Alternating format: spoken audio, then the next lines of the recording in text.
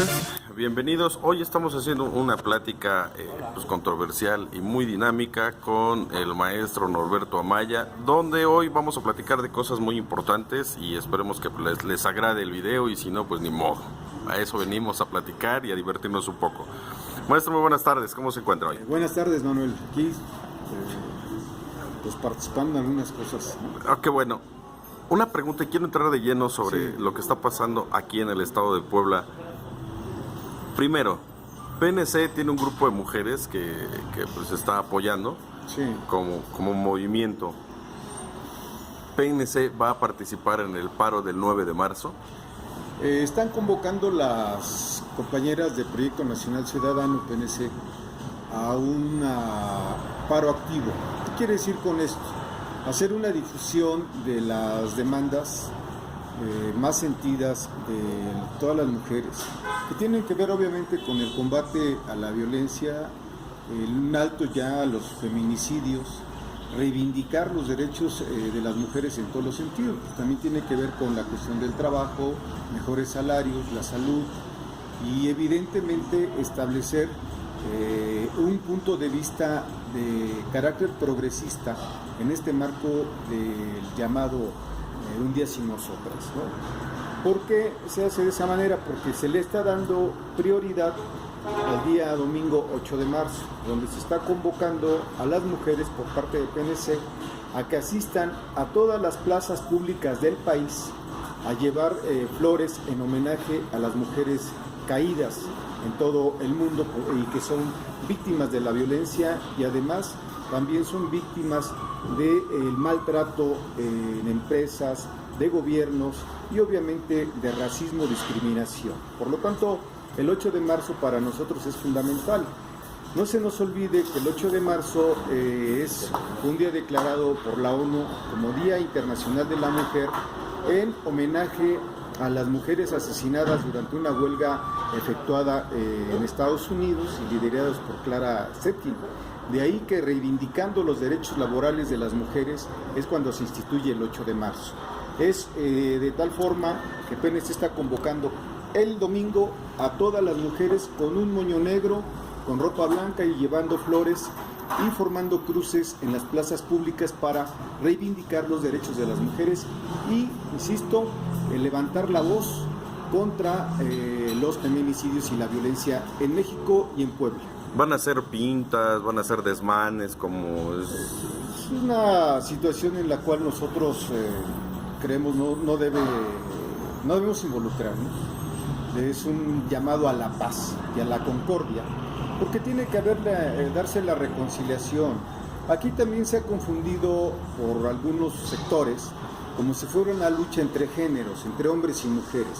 La violencia no es generada únicamente por el hombre, la violencia viene generada por el Estado, por los gobiernos, por las formas de educación, por la manera en que se están conduciendo los propios medios de comunicación, donde no hay programas que motiven la integración familiar y por supuesto que faciliten el diálogo entre los distintos sectores y actores humanos, ¿no? Por lo tanto, nosotros no convalidamos el llamado de la derecha. Casualmente algunos de los que antes se pronunciaban contra los derechos de las mujeres ahora están convocando. O sea, yo no le creo a algunos como Denise Dresser, no le creo tampoco a Felipe Calderón, pues mucho menos.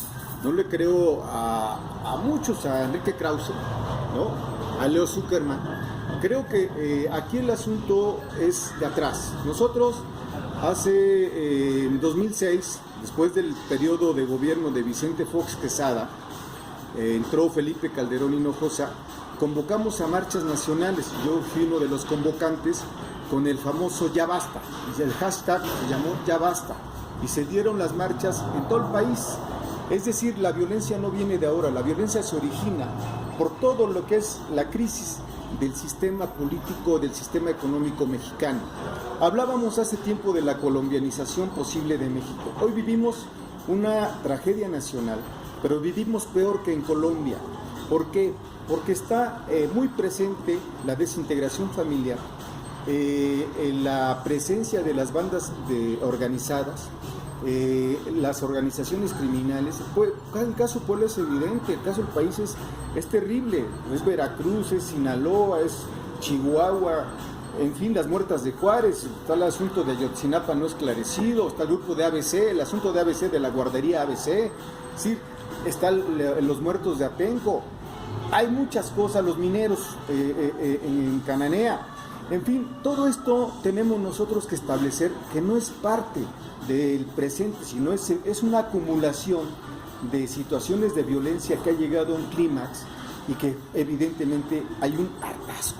Pero que este hartazgo y esta protesta tiene que ser encabezada por la sociedad, con un planteamiento de convergencia, de unidad en torno a hacer posible una sociedad mejor y establecer los marcos elementales para consolidar o construir la paz en todo el país, porque la violencia efectivamente no se combate con violencia, sino que tienen que establecerse formas y mecanismos para hacer posible la paz en todo el país. Es terrible lo de San Martín Texmelucan en Puebla, es grave lo de Palmar de Bravo en Puebla, lo de San Salvador el Seco, pero también es grave lo que pasa en la ciudad de Puebla, lo que sucede en las unidades habitacionales, en las colonias populares.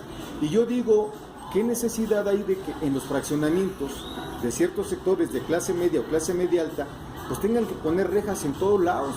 Eso no puedes vivir, no podemos generar una sociedad del miedo. Una sociedad del miedo no está dentro de los marcos de una sociedad democrática. Una sociedad del miedo le conviene a la derecha, al fascismo, porque no permite la libertad de expresión y el derecho a ejercer mínimamente lo que está establecido en la Constitución Política de los Estados Unidos mexicanos. Ok, pero también hay que tomar en cuenta que Morena o Andrés Manuel López Obrador entró desde el 2018, ya lleva un poquito más de año y cachito, pero aún así no se ha puesto en marcha la seguridad que hay en México, ¿no? O sea, yo entiendo que son cosas que se vienen arrastrando de administraciones pasadas, pero ya el presidente actual ya tuvo que haber hecho algo. Creo que hay errores en el gabinete, ocultarlos sería un error. El gabinete que dirige el presidente Andrés Manuel López Obrador, lo digo aquí fuerte, debe de tener varios cambios, debe de establecer una modificación no solo al esquema de seguridad, sino a otro tipo de asuntos que tienen que ver, por cierto, con la economía, con las políticas públicas y con las políticas regionales. Pero hablando de seguridad, ya había con antelación un diagnóstico sobre seguridad y precisamente quien elabora ese diagnóstico es Alfonso Durazo, actual secretario de Seguridad Pública, pero también participan otros expertos en ello, como es el actual fiscal Alejandro Gersmanero y otros más. ¿Qué pasa con esto? Que los cuerpos policíacos en el país, en México, están viciados. O sea, decía Anabel Hernández, que es una escritora ha estudiado mucho el crimen organizado en México. Hay en los cuerpos policíacos del país permanecen el 70% de responsables en los distintos niveles de los mandos policíacos que han estado desde Fox, Calderón y Peña Nieto. Y entonces tú no puedes modificar los términos de seguridad pública en general si no modificas a los mandos policíacos.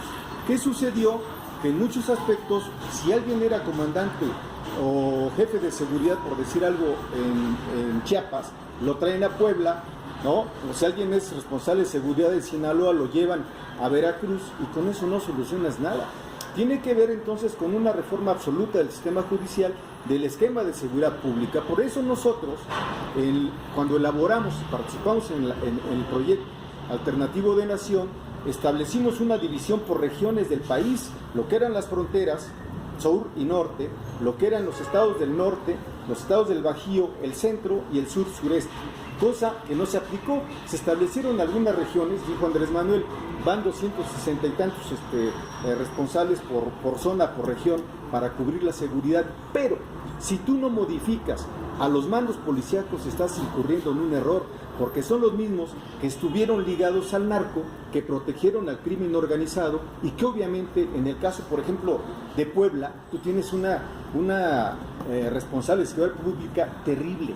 O sea, no está al tanto de lo que está pasando en la ciudad de Puebla. Ahí está el caso de San Martín, tuvo que ser destituido y encarcelado, y eso no era un asunto de apenas, es un asunto que se conocía de hace mucho tiempo, y podemos hablar de otros casos.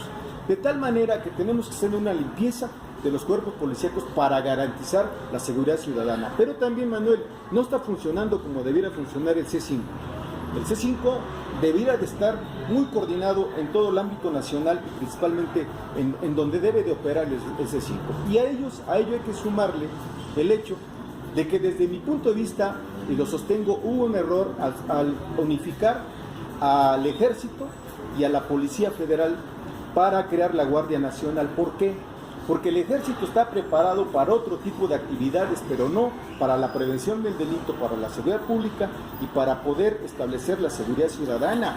El Ejército es para la defensa de la soberanía nacional y para establecer criterios de emergencia en el país y otras cosas más. Los metes y los fundes con la Policía Federal, que está totalmente pervertida, porque la Policía Federal se volvió la caja de acumulación de recursos del crimen organizado, y ahí está toda la gente de Genaro García Luna, actualmente preso en Estados Unidos, y que era obviamente el máximo jefe con Felipe Calderón Hinojosa.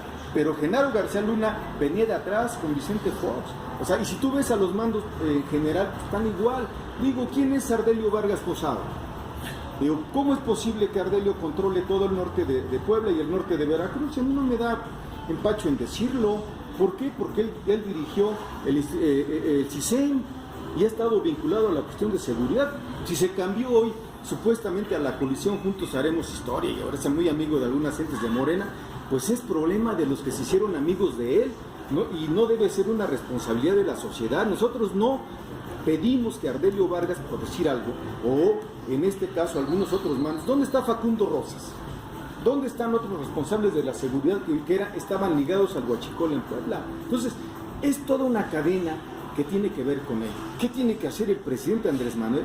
Hacer una limpieza absoluta, es necesaria, con la ayuda, por supuesto, de jóvenes, con la ayuda de expertos en seguridad, que los hay, que están siendo desperdiciados. Yo te puedo decir, Manuel, conozco a gente muy profesional y que la hacen a un lado. ¿Por qué? Porque no le conviene a los gobiernos, ni municipales, ni estatales, ni a ciertos grupos que están en el gobierno federal, supuestamente al servicio de la seguridad ciudadana. Hay que decirlo, hay mafias dentro de la seguridad nacional, de la seguridad en los estados y de la seguridad en los municipios. Hay que decirlo con claridad. ¿Para qué nos engañamos? Pues por eso es la revuelta juvenil en Puebla y en otros lados.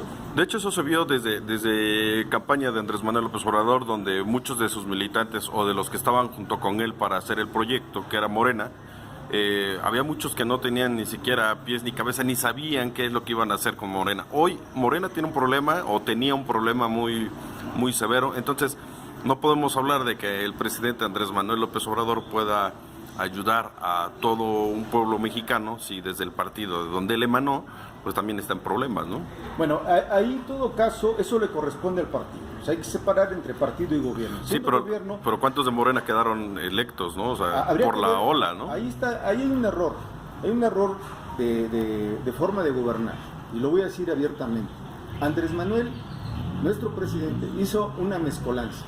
Porque hay exfuncionarios, hay funcionarios, que vienen del PRI, hay funcionarios que vienen del PAN, hay funcionarios que impusieron los grupos de poder económico, ¿no? Entonces, no es un gobierno netamente progresista y no es un gobierno que cumpla cabalmente con lo estipulado en la Cuarta Transformación y con lo que yo señalo, el proyecto alternativo de nación. Y por lo tanto el reclamo de la ciudadanía hacia Andrés Manuel es que haga una total limpieza, no solo en el asunto de seguridad, sino en el gabinete.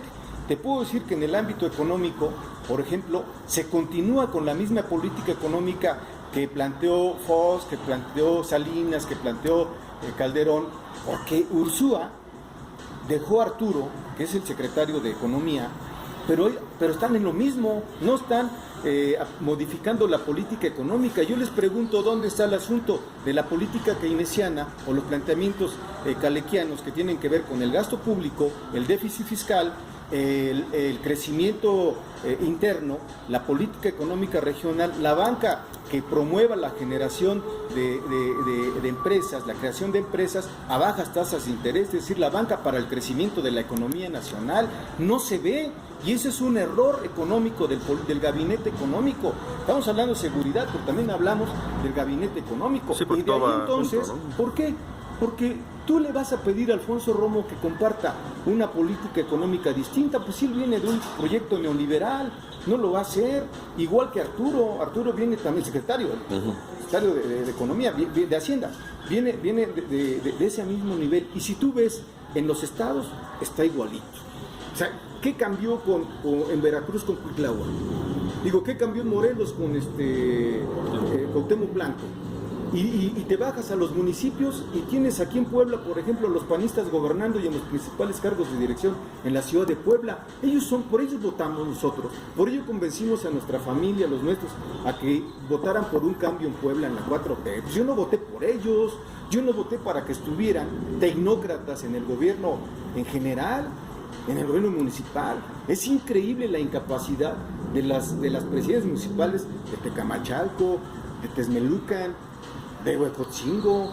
Es increíble y aberrante la forma de gobernar del presidente municipal de Amozoc, Mario de la Rosa, y ahí le podemos seguir, y otros de manera muy cínica dicen: es que me quiero reelegir, y eso sucede en Teciutlán, sucede en Tlatlauquitepec, y los ves haciendo cosas que no se corresponden a los planteamientos de la Cuarta Transformación. No hay austeridad, incluso hay niveles graves de corrupción en muchos gobiernos municipales, y no están atendiendo a la gente. Yo puedo decirlo y no me da miedo señalarlo, porque yo sí estoy reivindicando que haya cambios en los gobiernos en general. Tú no puedes aceptar que a la gente nuestra que votó por un cambio democrático en Puebla y en el país se le trate mal. Que veas a funcionarios que nunca los conociste en campaña, que no estuvieron de acuerdo con la coalición Juntos Haremos Historia, y que te hacen cara de fuchi a la gente que sí trabajó, a la gente pobre. Pues para eso no se hizo política. Yo no trabajé para que llegara cualquier hijo de papi a estar ocupando un cargo en X nivel de gobierno. Yo no estoy de acuerdo en eso, y si eso implica ir a otro tipo de debates, adelante. Pero pues entonces a mí la gente me pregunta: oye, Norberto Amaya, ¿y tú por qué estás aceptando que las cosas se den de esta manera y no levantas la voz? Sí levanto la voz, y también quiero decir una cosa, Manuel. Yo sé administrar, junto con mis equipos de trabajo, sé aplicar políticas de gobierno, por supuesto. Tengo 15 años de experiencia. Yo estuve en parte del gobierno de Andrés Manuel en la Ciudad de México, estuve con Marcelo Ebrard, estuve con Alejandro Encinas, he sido parte de la conducción de proyectos en la Cámara de Diputados, en la Asamblea Legislativa y en las delegaciones, y mis compañeros también tienen experiencia de gobierno. Por eso, cuando yo veo la ineptitud, la ignorancia, la arrogancia y además el despotismo de muchos que se dicen funcionarios de primero o segundo nivel en Puebla, en Veracruz, de verdad que dan ganas de regresar y decirles: ustedes no son parte de esta Cuarta Transformación y deben de ser renunciados ya. Pero como obviamente son parte de grupos políticos y de poder, pues ahí los tienen, aunque sean ineptos. Pero es que eso va a referir a qué, a que posiblemente la política todavía sigue tratada como un negocio y no es como para ayudar al pueblo. O sea, ¿y es una empresa? Ese es el error.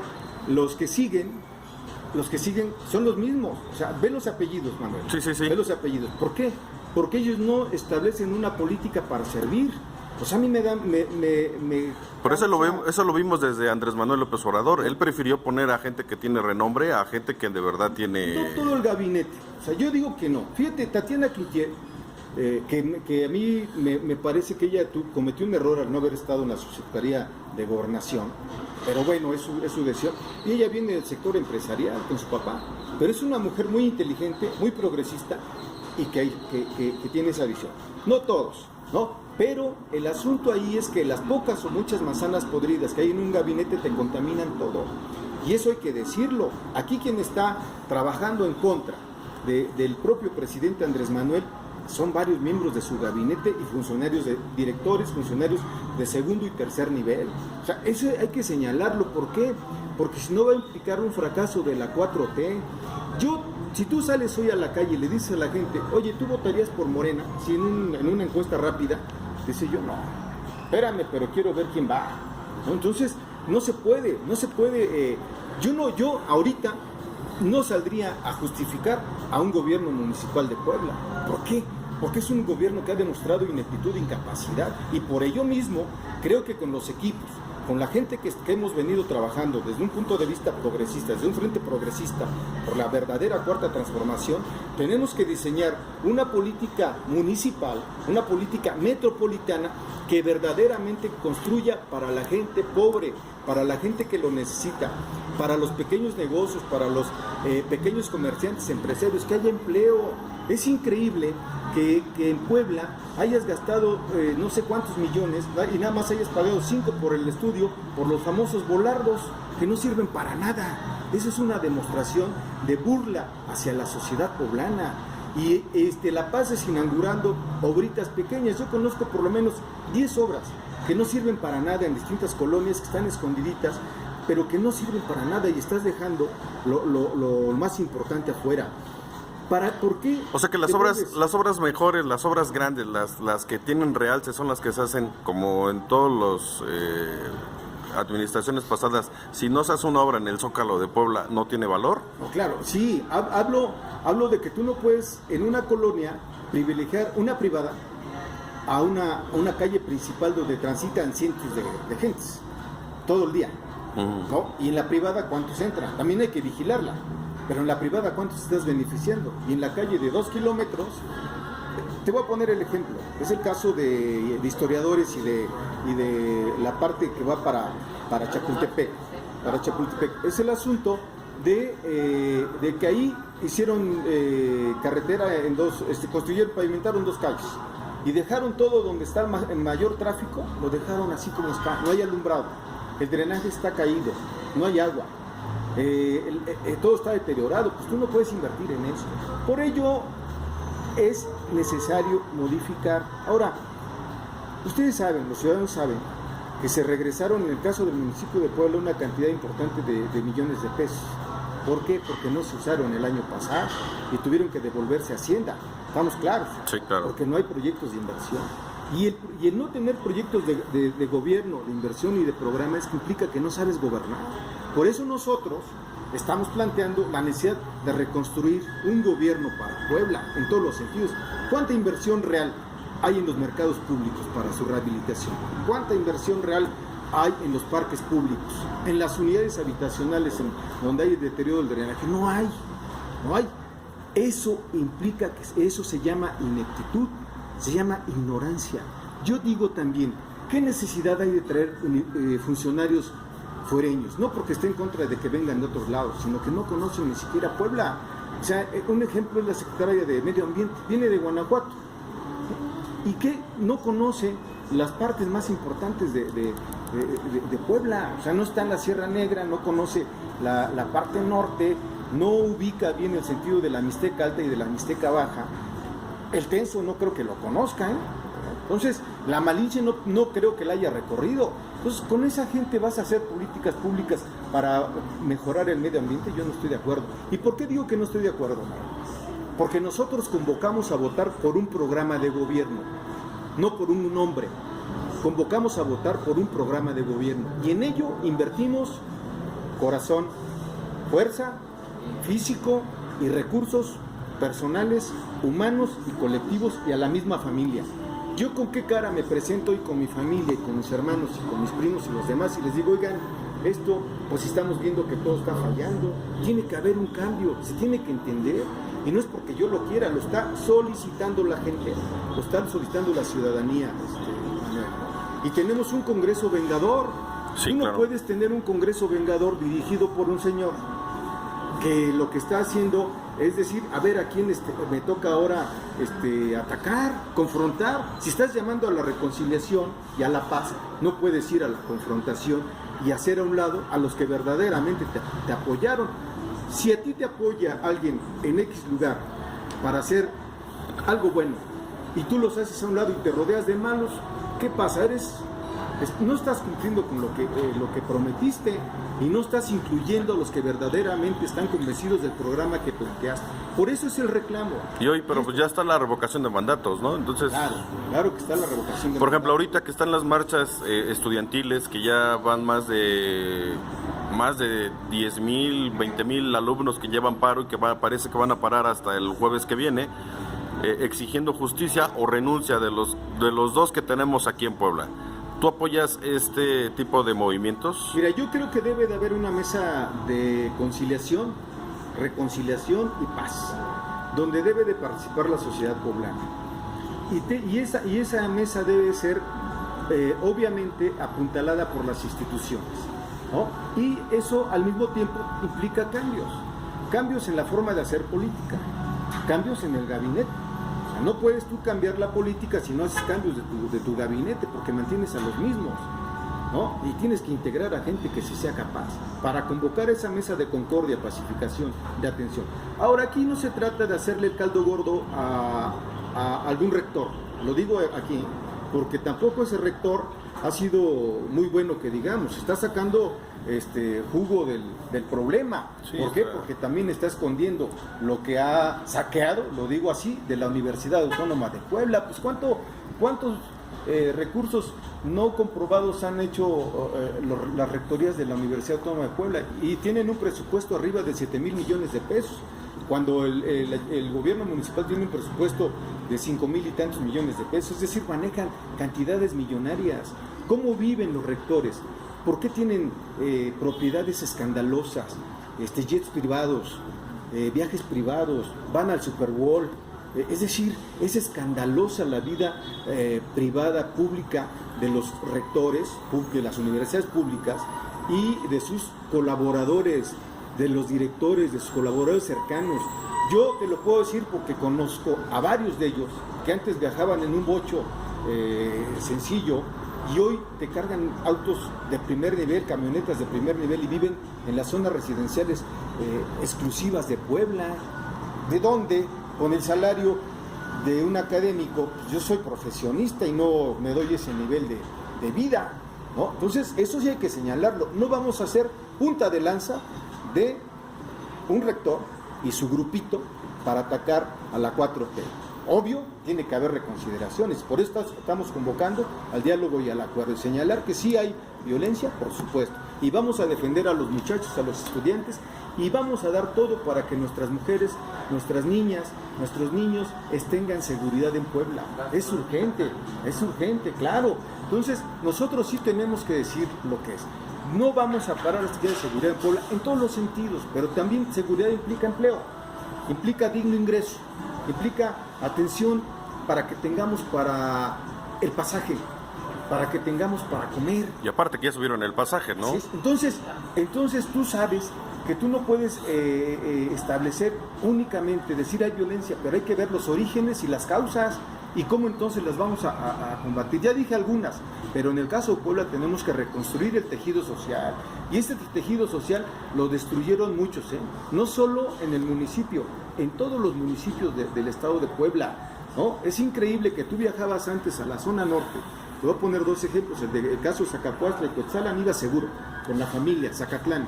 Hoy vas en la incertidumbre total, ¿no? Viajabas al Seco, Tlachichuca, ibas bien, con la familia, todo eso. Hoy vas a no sabes a qué te arriesgas. Por lo tanto, igual va ahí, pero también, ¿con qué criterio mandas a tus hijos a las escuelas y a la universidad? Si en la universidad también hay mafias. No digan que no. Hay distribución de estupefacientes en todas, en todas. Y en las escuelas de bachillerato y secundaria hay mafias induciendo a los niños al consumo. ¿Dónde está la vigilancia?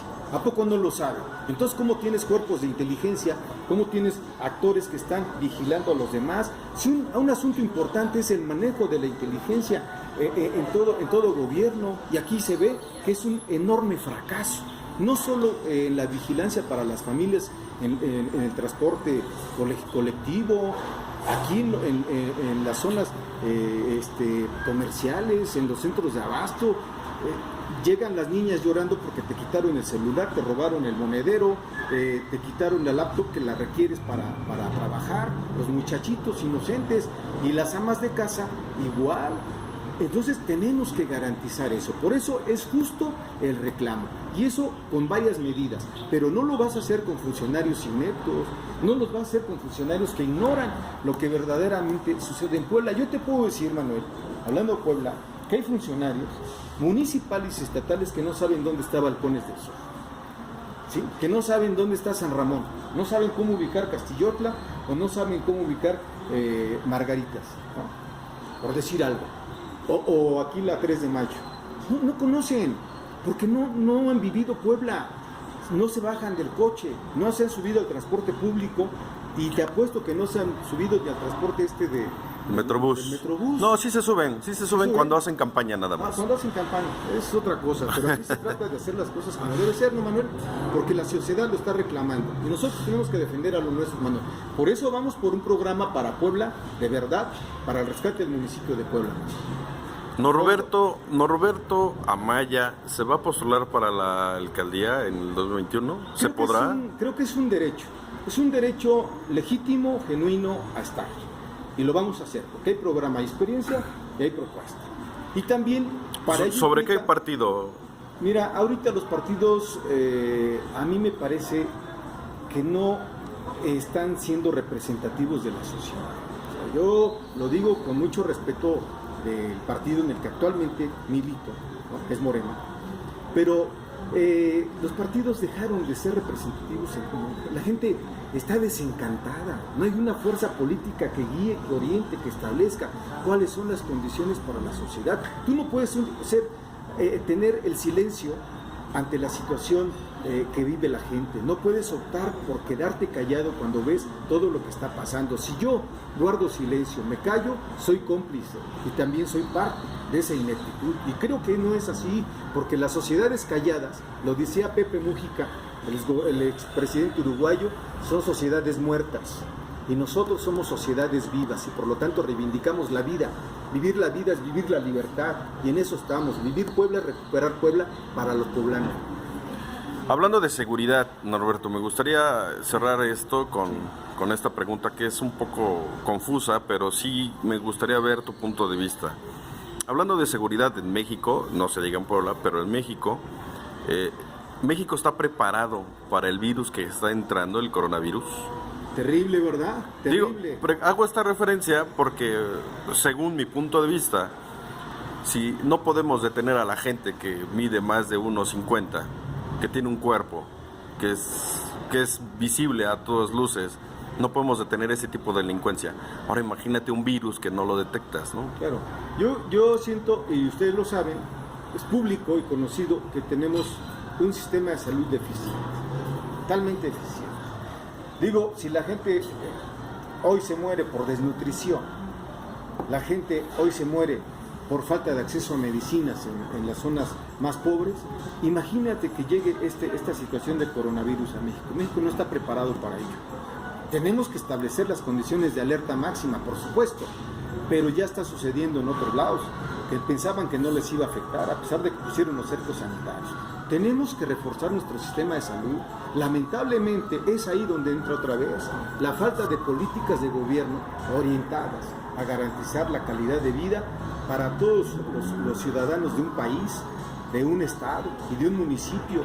Y tú te encuentras ante la indolencia en el Seguro Social, te encuentras ante la indolencia en el ISSSTE, ¿no? La escasa capacitación de muchos servidores de la salud o trabajadores de la salud, y falta de responsabilidad. Yo lo he vivido porque he acompañado a gente, no solo hospitales públicos, ojo, sino también hospitales privados. La diferencia es que en el hospital privado tu consulta te deja en la ruina.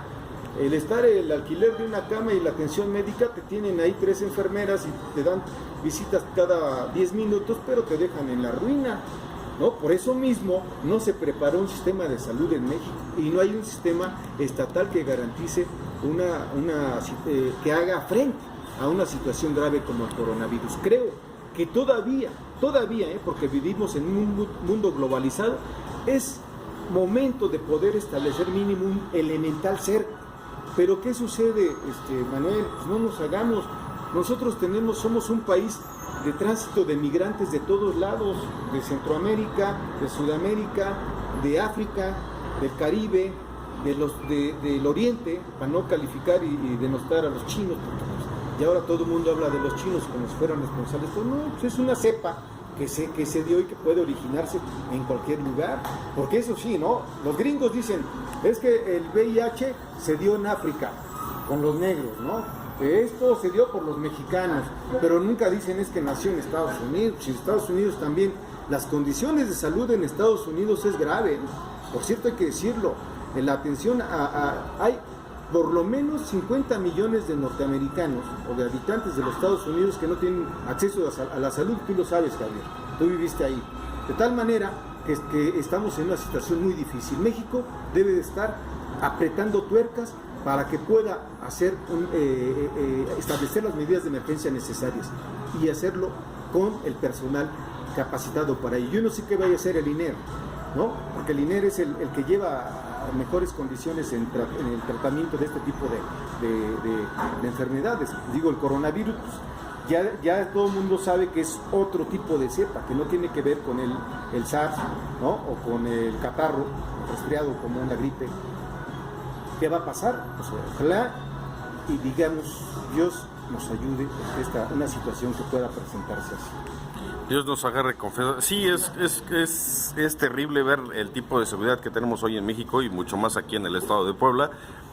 También por los aumentos que Puebla se ha catalogado ya como uno de los primeros estados de la República que son más caros para vivir. Así es. Y que ya no sé si sea culpa de la Cuarta Transformación, de nuestro gobernador que empezó a subir todo, o sea necesario, pero el problema no es que haya subido el costo de todo, el problema es que no garantiza seguridad, porque pues a cuántas familias no les quitan el sustento que tienen o que arduosamente ganan, y que el salario pues no es nada contento, ¿no?, para vivir. Claro. Entonces hay que decir una cosa. Yo no voy a, es consecuencia de todo el desmantelamiento de un estado de bienestar. Es consecuencia del desmantelamiento del sector salud, porque eso sí lo hicieron los gobiernos neoliberales. El robo, la corrupción en el seguro social, se robó todo, ¿no? La entrega de petróleos mexicanos a las empresas españoles e estadounidenses, y el remate de nuestros bienes. Pues eso lo hizo Fox, eso lo hizo Calderón, eso lo hizo Peña Nieto, y lo empezaron desde Salinas. Entonces todo eso vino a provocar la miseria que actualmente está en la que está México. Es decir, es un proceso.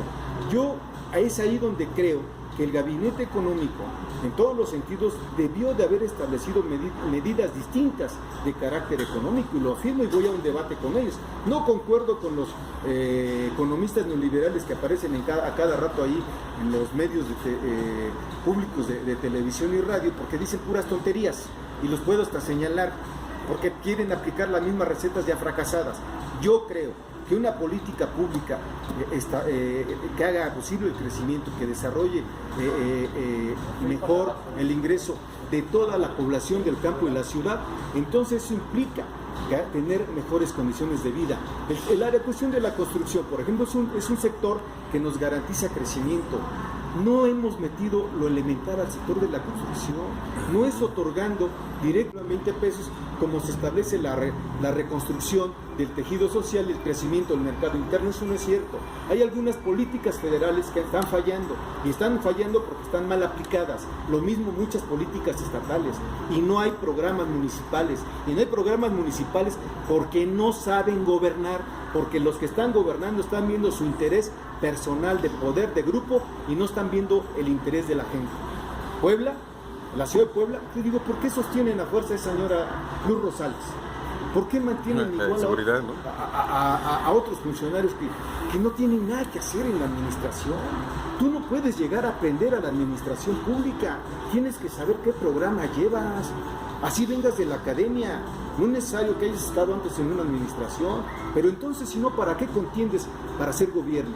para cometer errores, yo no contendería. Yo voy por aciertos y por crecimiento, por hacer mejoría para la gente, para hacer un gobierno de la gente, para la gente y con la gente.